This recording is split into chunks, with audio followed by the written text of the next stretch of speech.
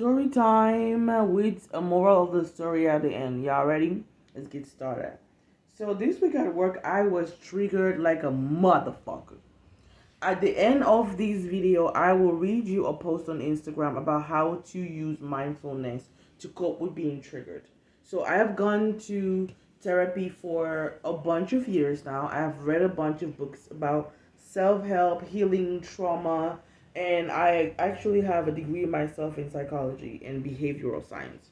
So let's just say I got a little bit of experience in triggered, right? This week, so I got a new job about 4 months ago that I really like. I like it so far, okay? It's important that I preface this with certain information. Number one, I am West African, born and raised. Hella proud to, okay? Moved to America about 12 years ago. So I'm only 12 American years. I am an African, not an African American. Okay? I understand that to white people there is no difference. But to me there is. To the blacks there is, okay? My place of work only this year hired 2 black employees. Both of these black employees are women. We're both black women. We have about 40 staff on campus. Now you know I work at school. And 2 out of us are black. Me and another girl. That's it. This story is about telling you basically how this slowly ramped up and got to this point. A few weeks ago, the other lady didn't come to work. They called me, hey, do you know why she isn't at work? I'm like, who? The other lady. Let's call her Stephanie Blackson. Stephanie Blackson. Do you know where Stephanie Blackson is? I'm like, who the fuck is Stephanie Blackson? The other lady. I'm like, who the fuck is the other lady? The lady that you always talk to. I'm like, who the fuck? She look like you. I'm like, bitch, I don't even look like my daddy. Who is it that you talking about? Describe her. She says she's also African American. Number one, I've never spoken to that woman. We don't have beef. I've just noticed that the few times that we have crossed paths, when I smile at her, she doesn't smile back. So that's that on that. I don't have beef with her. If you fuck with her, I will beat your ass because black on black on black. But we don't have a relationship, right? So I'm like, I've never spoken to her. What are you talking about? And I am 5'3" light skin. She is like 6'1" dark skin.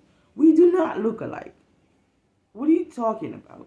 That is crazy. The fact that you realize that you don't have another way to explain why you are asking me this, so you're going to make up stuff like, you always talk to her. Bitch, where?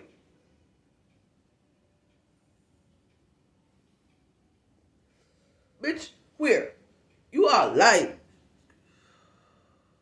So I asked her, why would you think that I would know where she is? She said, I don't know. Because you guys both come from like separate agencies. What? You see, it's like me saying 1 and 1 and you say apples. Bitch, what are you talking about? Right?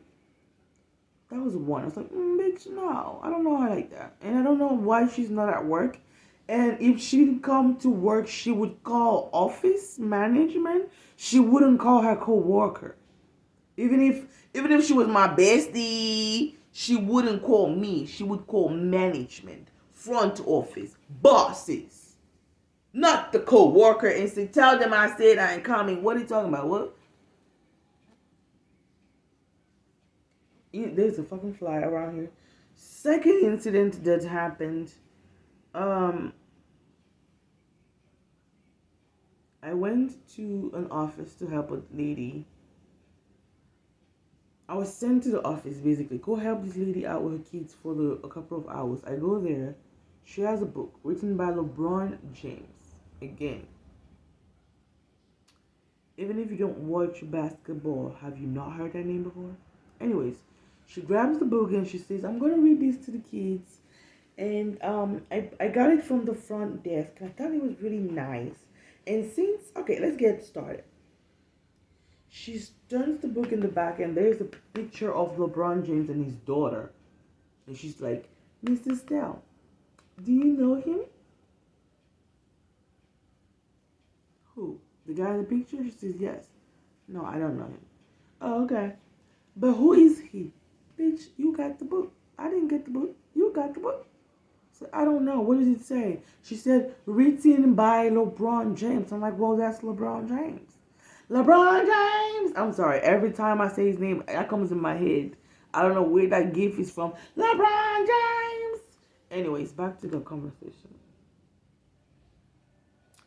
So I'm like, I don't know. It's LeBron James. You've never heard of LeBron James? She's like, no. What does he do? He sucked bitches in the face, bitch. What do you want me to tell you? She opens the book and starts to read it. And she says, his dream school. Oh, he has a school, Mrs. Stell? So then I'm like, why do you keep asking me? I did not come with the book. You brought the book. That's incident number 2. Incident number 3. Last week, I decided to go to work with a wig on. Why did I want to go to work with a wig on? Because I'm a black woman and I could do what the fuck I want to do. I get to school and immediately, okay, I work with kids. So immediately, oh my God, what's going on? Why is your hair? What happened? Can I touch it? Can I feel it? Can I touch it? Can I feel it? Can I touch it? Can I smell it? Can I sniff it? After about 17 of those, I was like, all right, now I'm over it, bitch. What the fuck? You've never seen a black woman with different black hair? Are you serious? Let's call her the supervising person in my office. We're walking into the class. It's hard to try to keep this private. We're walking into the classroom, right? And she goes, oh, oh my God, it looks so soft. I want to touch it. And I say, don't touch it. Before I finish saying don't touch it, she goes, oh my God, it's so soft. So she touched my hair, my wig, from the back.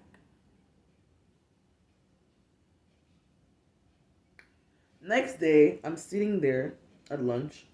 Same beautiful ass wig. By the way, the wig was orange. So I look like Ice Spice. And that nigga was a munch, okay?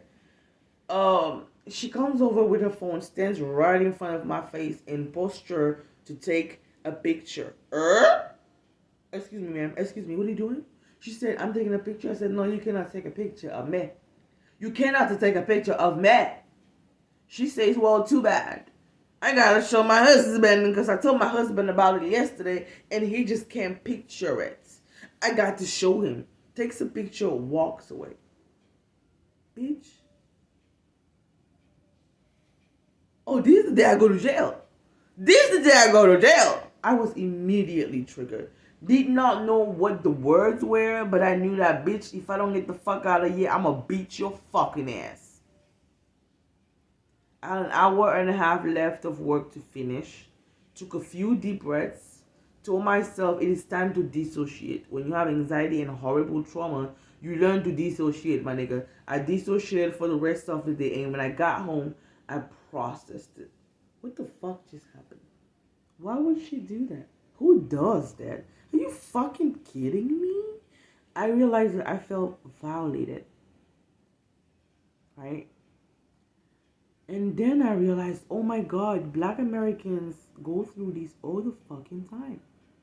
This is why black Americans say we need diversity. You need to hire more black people. Not because they just want to be in there with you, motherfuckers, in your business.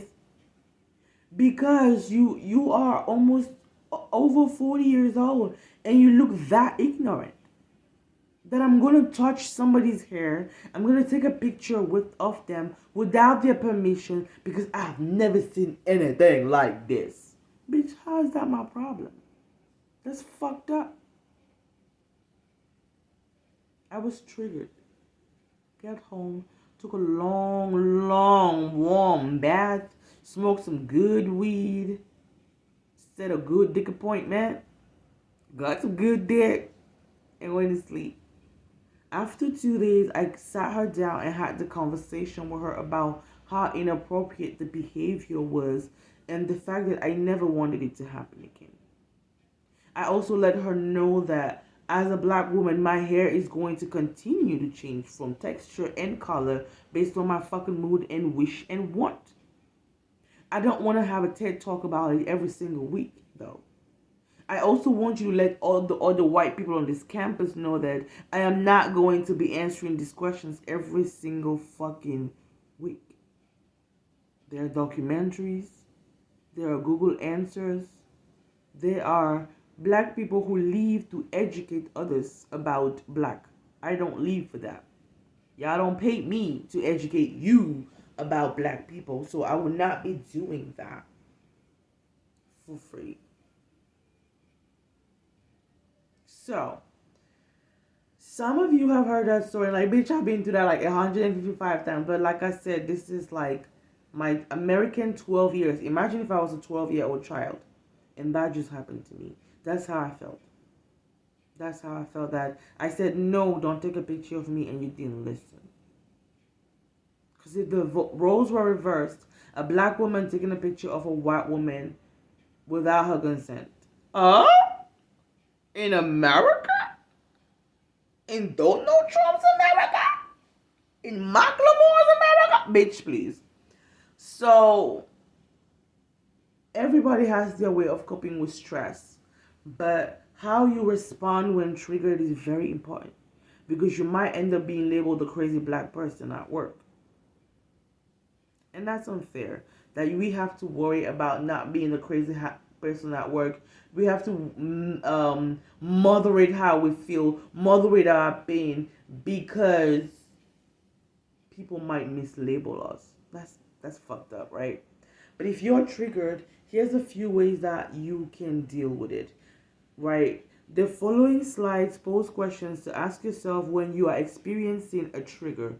With practice, this can help soothe and center yourself when experiencing a trigger or other intense emotional reactions. Many survivors have also complicated or downright negative reactions to mindfulness, and that is okay.